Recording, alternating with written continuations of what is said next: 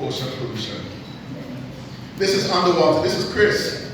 Look at the size of Chris and look at the size of the net. And now we have to try to get that up. And you know when things get wet, they get heavy. So that's what we do. It is interesting. I remember one time we were out in Anegada and we were doing a matatu, which is like you tie a rope on the back of the boat and you pull somebody and just put down to sea. And Maggie, about who knows behind the rope. And it actually came and bit of fin, like took off a piece of a fin. So this is all part of what we do. So that's Chris. Free diving.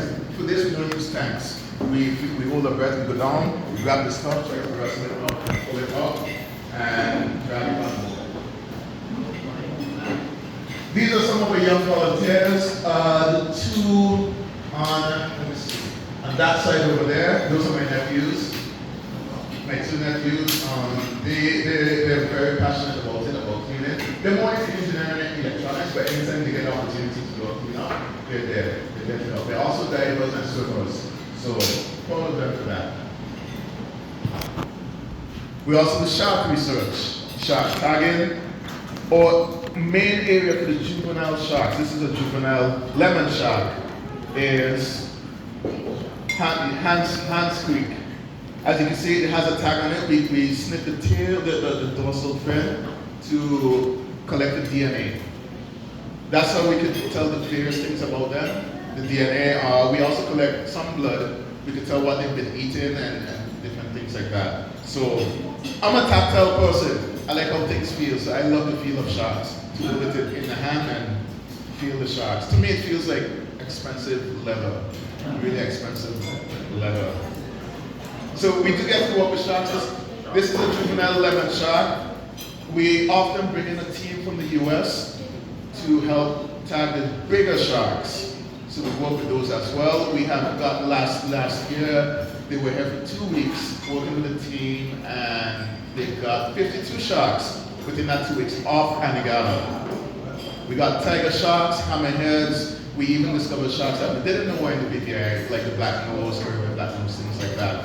We put satellite tags on one of the tiger sharks and one of the great hammerhead.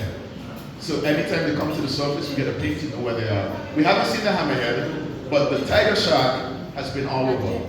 It just roams free. It's been to popular beaches. It loves Virgin Water. Actually loves Savannah Bay. It's always in Savannah Bay, just swimming around. This is like a 10-foot tiger shark. It's gone to Puerto Rico, it's come back, it's gone to Anguilla, it's just all over. Just all over. So 52 sharks within 2 weeks. We have since tagged a lot of sharks. On a typical day, we would get like maybe 10 sharks, juvenile sharks. Typical day. So we have a lot of sharks in these BPI waters. Lots and lots of sharks. This is a Caribbean reef shark. I took this when I was diving. We see lots of them, tend to see most of them when we're diving. These are Caribbean reef shark and also the nurse sharks. When we're diving, they tend to be the most popular. Nurse sharks are very shy. This one, maybe like 6-7 feet. It looks like a juvenile.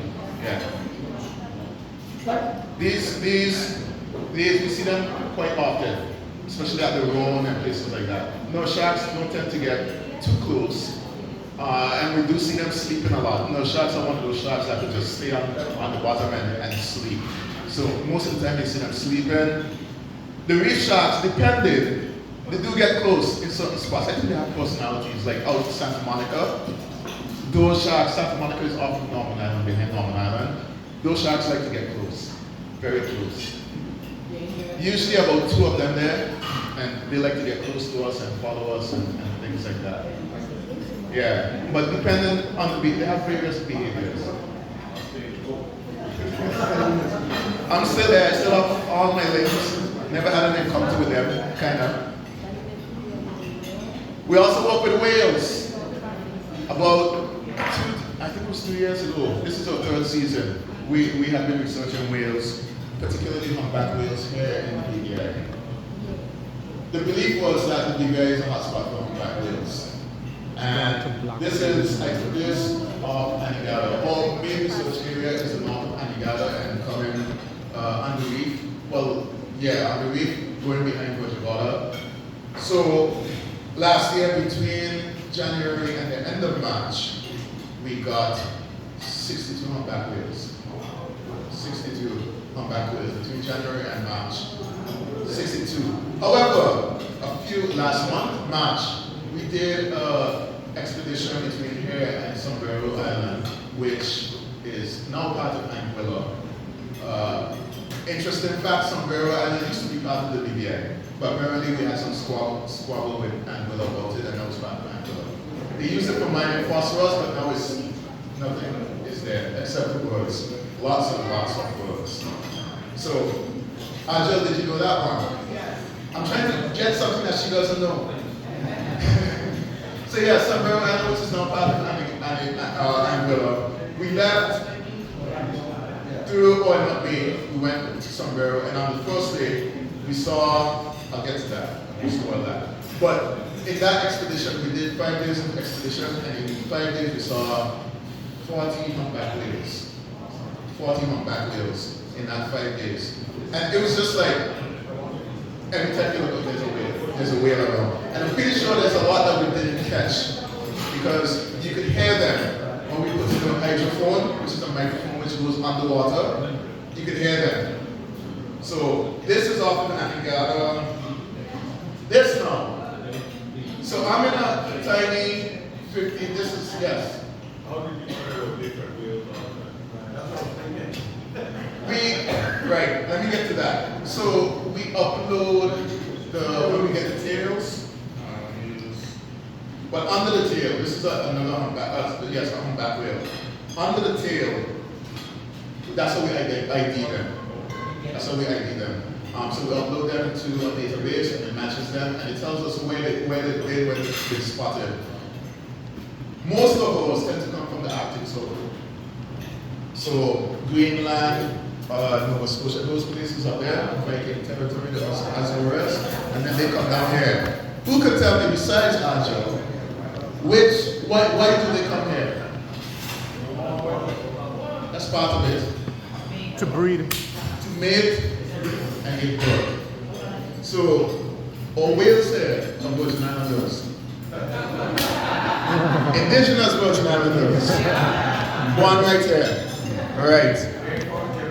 Yes, so we, like this year for instance, early on we didn't see much, but then later in the season, the winter season, we started to see a lot of them, including juveniles. I think one of the last expeditions I went out on in Anegada, the tiniest whale, tiny is relative, right? The tiniest whale, and you can tell it was just born. You can tell it was just born. So that's why they're here. That's why they're here. So that's how we ID them. And usually we could, like when we take a picture, if you look at the tail, even before uploading them, you can see, okay, this one is kind of different, this one has this kind of stuff. So this was taken, I took this on the expedition here in Sombrero Island. I'm in a tiny 15-foot tender dinghy.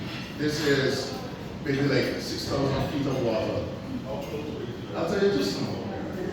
6,000 feet of water, and I'm in a tiny 15-foot dinghy. These whales, at the time, I didn't know they were sperm whales. Right? So this is actually a baby sperm whale. This is a sperm whale. And sperm whales could grow up to about 60 feet. And I'm in a 15-foot dinghy, bumping up and down and trying to get this shot. This is the baby, but before that, the bigger ones went down. And we're right behind them. Right behind them. So you see how gigantic they are. Who could tell me what is, well, no, I'll ask that afterwards. So this is a sperm whale. Sperm whales now, when they travel in groups, this was in groups. This was in groups. They tend to be residents. They live in that area, in that general area, right? Sperm whales when they're in groups.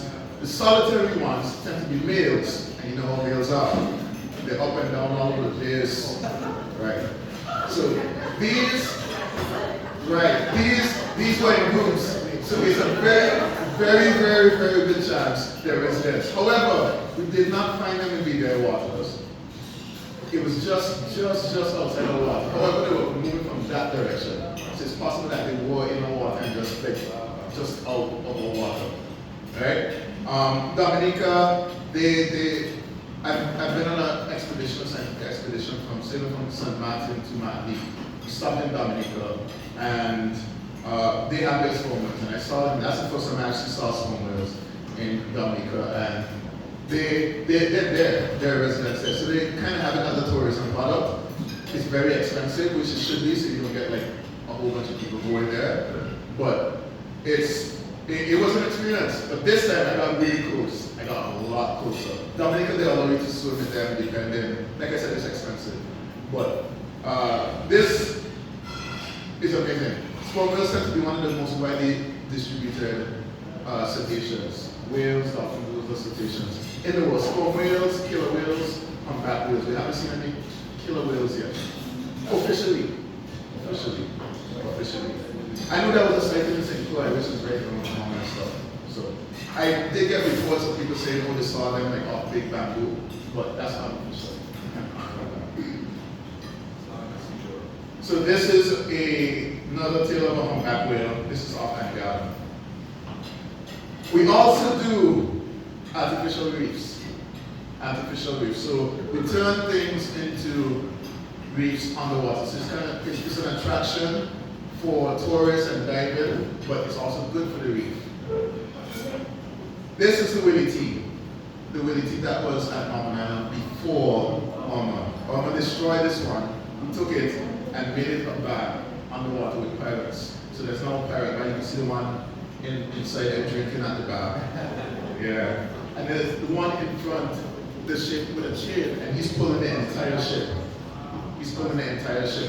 There's two on top fighting, and the captain is behind looking at the map. He looks lost. He has a bottle of rum next to him, things like that. That's the captain. Yeah. They're lost. They're really lost. You can see he has his drink next to him. They're having fun under there, and they're lost. So that's the Willie T. We also have the shark plains, which is off the docks in Anguilla. No, Anguilla, Virgin Water. Yes, the dogs. They were also, it's 3 planes that were destroyed in Hurricane Irma as well. We converted them into planes that look like sharks. And they're very popular tourist site. I did DEMA 2 years. DEMA is so-called Kim, who is the president of the scuba organization. She says DEMA is the largest scuba diving convention in the world. And I did 2 years, and the most impressive thing that people get from that about the big guy in general is the shark planes. One guy, you can tell he's been diving for like 6 centuries. He came up to our desk, and I was there by myself, and he said, he's been all over the world, diving everything. Tell me something that is going to convince me to come to the UK. So I took up a brochure, which has an excellent picture of the shark planes. I pointed to it. He said, wow. He took the information and left. Those are the kind of things that attract people. This is one of them. And Willie T is an amazing dive site every time. I have an interesting fact about Willie T. My next topic is about coral treatments, and that's where I do my coral treatment dives. Guess who taught me about treating corals?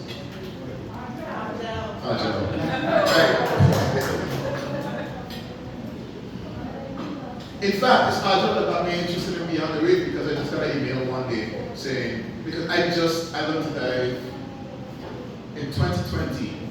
I learned to swim in about 2019, and I was passionate about diving, and then one day I got an email from Ajal about, hey, you want to learn to treat corals? I was like, okay, I don't know anything about it, but sure. So then she trained me, herself and Laura, and here I am. So this is the guy in front of the ship pulling the entire ship. You see he has a big chin. Yeah, he's pulling the entire ship. And these are the guys on top fighting. I don't know what they're fighting about. It's probably the rope. And there's Kitty. She's my dive partner who we call treatments. And she's having fun behind the captain, making fun of him. Here's a picture of the shark planes. One of them, this is the reef shark. And there's the reef shark, the hammerhead shark, and the nurse shark. There was one time we went diving there to treat corals, and we saw the nurse shark sleeping next to the nurse shark plane, which was pretty cool. There is the hammerhead from the back. The next thing we do is treat coral, stony coral tissue loss disease, SCTLD, or as we call it, Schedule D. I like to call it Schedule, but yeah.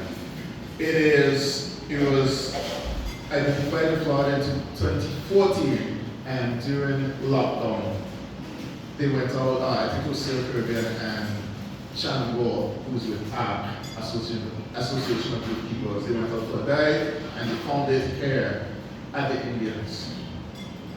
So this is, unlike bleaching, bleaching is when the water is too long and they lose their color, things like that. They're not necessarily dead, they might die because corals do stress. Just like humans, if they're too stressed, that's it. Right? So usually when we're treating them, if it's too much, I think agile one is 60% or something like that. When they're affected by the disease, we just leave them because they're probably too stressed to recover. Or if they have stony coral tissue loss disease and bleaching, we just leave them because you're having a rough time. So what we do, we go down, we dive maybe once, twice, 3 times a week, and we put that antibiotic paste on it. Antibiotic is silicone. Antibiotic, same is amoxicillin that we use as humans, and that kind of prevents it from spreading past the area. So that's what we do.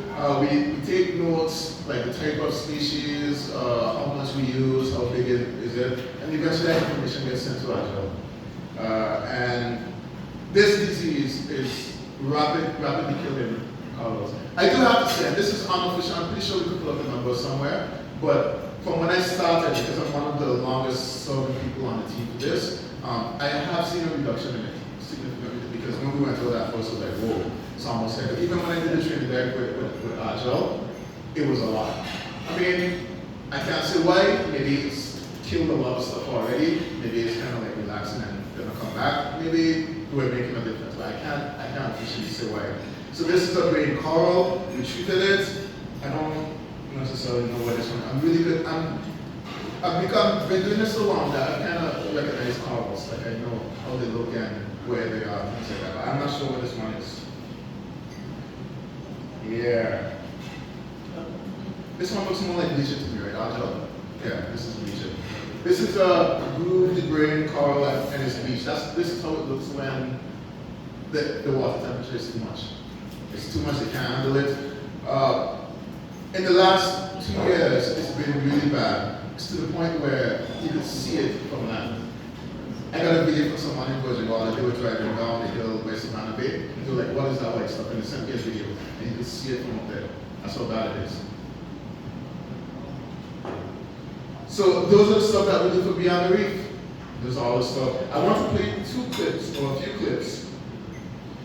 This one, I think, this is the sound of, there's sperm whales. They do a clicking sound.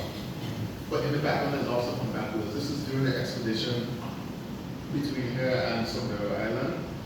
You can hear them, and that's how they locate food and know where they're going, because sperm whales is one of the deepest diving marine mammals. Next to the blue whales, beak whale. We also discovered one here last November, to be a beak whale.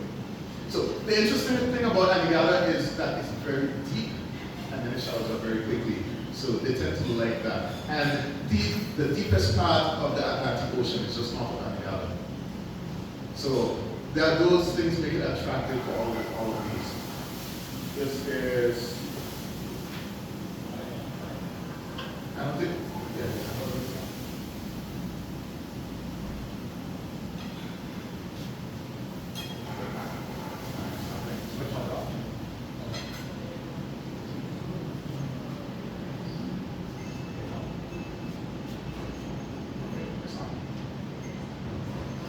So listen to the clicking sounds, and in the background you hear a little singing.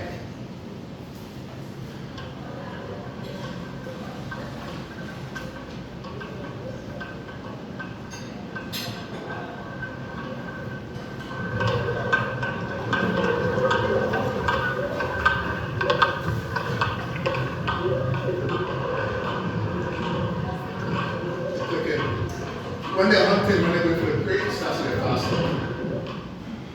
So that's the sperm whale. I will play. This one is a better song of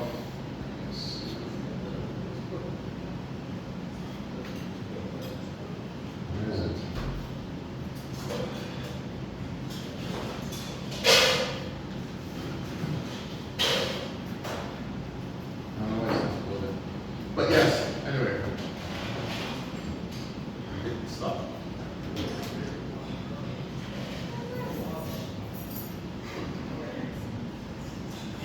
Why not stop there? But do you have any questions about what we do beyond the reef? Any questions? Yes, I have to give precedence to Aja because. Yes. Actually, I want to say something before any other question, just to clarify. So, SATL is not in Virgin Islands. That was in Florida. They actually were there through the pandemic when we were under lockdown, and when we were under lockdown, we weren't able to go out and do any kind of treatment. The disease just kept spreading from the parts. There's various ways that the disease could have spread. Once the territory actually started opening up, human contact, when you go into contaminated waters, I'm not saying that the water was contaminated, but because it was so heavy in the disease particles, that would then eventually spread from one location to another. So the disease just kept spreading, and actually trying to manage saving our coral reefs has been very difficult, especially with the limited amount of human individuals that we had in the territory. So we kind of technically opened it up to a lot of NGOs, a lot of the divers to assist us with the treatment. The reason why you're not seeing that much of the disease anymore, because the disease goes through phases. So at first it went through the outbreak stage. That's when it first got into the territory during the pandemic, and then it went into this epidemic stage, meaning that individuals or coral colonies that actually got the disease, if they weren't resilient enough, they would eventually die off. And kind of somewhat, corals also spawn, so eventually their offspring is going to eventually get that resilience factor. So even if they got contaminated with the bacteria, they will have a little bit of a resistance, not full resistance, but a little bit. They will respond a little bit better than their parents actually did it before. But our reefs still are very stressed. As you said, there were 4 bleaching events, one in 2016, 17, then we had again in 2020 and 2023. So stress out from bleach, nutrients, we have a lot of nutrients in the waters, and so much other different factors that's impacting the reefs. Just wanted to put that there before anybody asks questions. Yeah, I got the song of the backwards. This is pretty obvious. Sometimes it gets so loud, you don't even need the microphone. It comes through the boat, and you feel it just vibrating through the boat.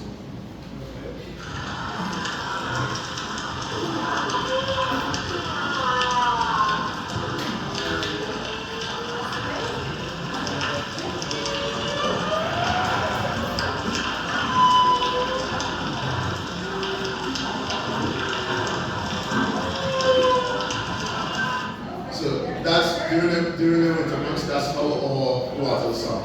Like that. Sometimes we're diving and we can hear them. Sperm whales, they are the loudest animal.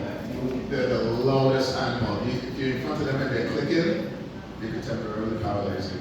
They're that loud. Yeah, the clicking song, they're the loudest. They're also the largest predator with teeth. Largest, and who could tell me what they eat besides Aja? What they love to eat? Squid. Giant squid. So if they're here, yeah. They love to eat giant squid and squid. The giant squid. Yeah. Any questions? Yes, I do have a question. Good afternoon, and I can tell that you're very passionate about what you do, so great presentation. And you keep going back to the sperm whale, and this table, particularly an individual over here, is very interested in knowing where that whale got a name from, the sperm whale. It kind of looks like it, number one. Number two, there's a spermaceti organ in the head, that's why they have that problem sting, and it helps them with all the echolocation and all that. Yeah. Yes. You didn't mention whale sharks. I know they're around the BVI here. Have you seen any of them? I haven't seen them. I would love to. A few months ago there was one spotted off Norman Island by Santa Monica. But they're wrong. They're wrong. Yeah. Whale sharks are the biggest fish. Yes. I'm wondering, we have seen some efforts on repopulating corals. Do we have any active program here in the BBI to do that again? Joe? I didn't hear the question, sorry. Repopulated corals. Yes, we're going there. I know we attempted something off Cooper Island, but that is, it looks like a nuclear site. There are several programs that's kind of trying to do that. So we have a lot of coral restoration activities. For example, the Association of Reef Keepers or ARC, they are very active, or they were active when we had TNC, the Nature Conservancy, and did some coral trees. But unfortunately, those were uprooted from Hurricanes Alma and Maria. They were producing a lot of those fast-growing corals for aquaphora, which are great for restructure. But right now, she did created a new tree, and I think they're off Norman Island, somewhere off Norman Island. And we also was partnering with this organization in Switzerland, which did some treaty reef blocks. I think I probably seen it in the news. So it's supposed to mimic a natural reef and promote coral growth. Then again, it was supposed to be resilient to Category 3 hurricanes that unfortunately got destroyed because of Tropical Storm Ernesto.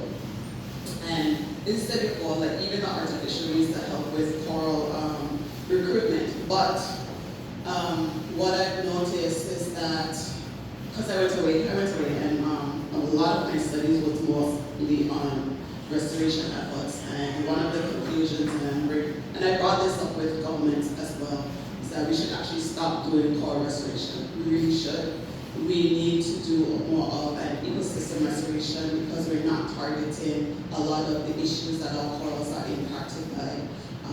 Because even if we try to do the restoration effort, there's no way or no place suitable for the corals to actually settle, live, and thrive off of. So eventually they're just going to die in the end. So right now, no, we don't have a program, but we are in the works of trying to apply for a Darwin grant that will help us in ecosystem restoration once we actually clean up a lot of the benthic habitat, because we have a lot of macroalgae on our reefs, which is smothering the corals. Once we actually try to do and implement that, then the next phases will be doing herbivore restoration. Again, those are very critical for our reefs to actually try and survive. Again, to target a lot of the macroalgae, like the diadema, the parrotfish. I understand a lot of individuals actually like parrotfish, but those are actually essential for our reefs. And the numbers are dwindling. Those numbers are dwindling, so the more we target it, the more we are actually impacting our reef system.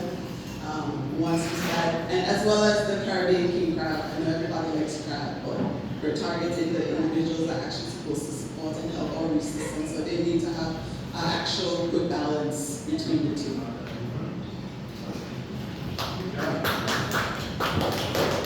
I have a video here. This is me in this small 15-foot tender again, and this time we were swimming with about 7 humpback whales, and they were really close.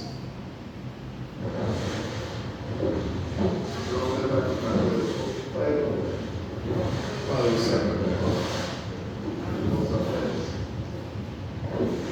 And they just all over. One actually came right under the boat.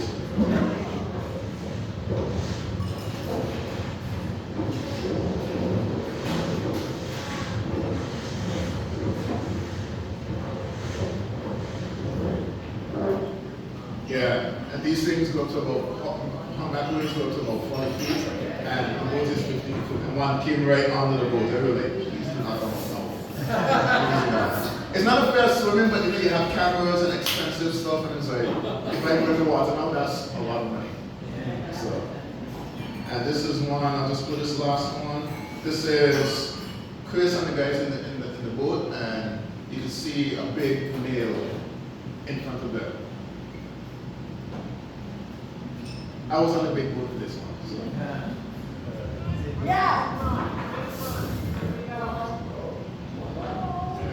That way just stayed there for a while. It was just there hanging with them.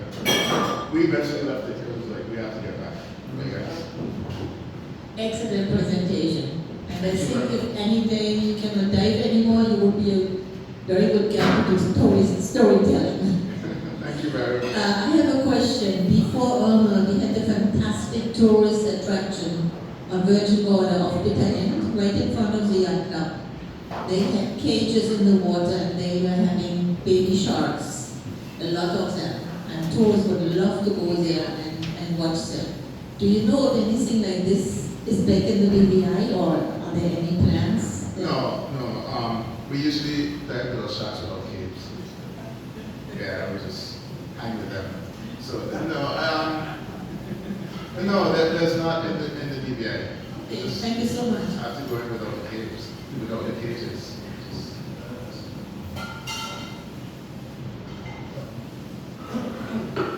Thank you very much, Mr. Borti. Obviously, a lot of passion there. So congrats to you. Let me just say that over this past weekend, my family and I, we spent like 4 days looking for sharks. Not sharks, whales in Crooks Bay. Chad was able to sight one, but he was alone at the time. And the rest of us were there like 3 days. We really spent a lot of time looking out for these whales. And one of our guests said to us, Alton must really have some sort of instrument that allows him to know where these whales are. And I believe that you indicated that today. And the other thing I want to say, let me just say that it's really, really very heartening to see our young Virgin Islanders in this field, and we have to see how we might be able to get others interested. And I'd like to say that we ought to have Jared Orgel do a vocational presentation for us. Really, she ought to, because she has amazing talent. And I was reminded of this just yesterday because I was asked to recommend somebody from the BVI to sit on the district's environmental committee. And Orgel was recommended, and when she sent me her bio, I thought, wow, this is really, really amazing. So let's give Orgel a round of applause. So Orgel, I'm going to make sure through the president that you are able to do a presentation for us. And in terms of, my question now is, in terms of protecting our reefs and our corals in particular, I wonder, I don't know if I missed it, you may have said it because I couldn't remember it late.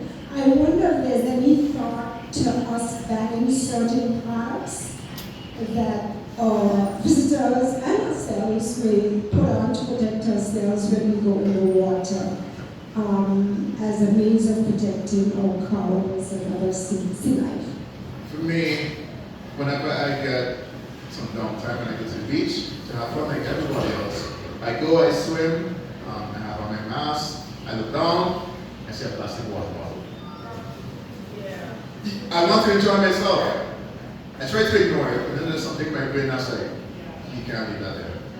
So then I dive down, I get it, I grab it, I might hold on to it depending on my carry to the beach, and then I go a little bit more, I see the next one. And that's the trend for me, especially like my home court beach is Long Bay Reef Island, because I'm from Eastern. And especially after the weekend, when everybody's finished partying, you go to the beach on a Monday, yeah, you see all kind of bottles and things like that. So I think that's something that all of us can do. Every single one of us can do something about that. I don't have to give you the word because they keep saying like what you can do, the water bottles, the reusable bottles, things like that. But for me, that's one of the things, because I want to enjoy beach day as well, too, just like everybody else. But I can't do it when I see plastic just under there and things like that. So we could start there.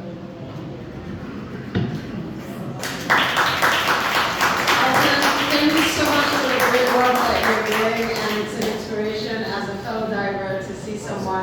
just developing a enormous passion and enthusiasm for marine life and actually turn that into doing good. That's really wonderful.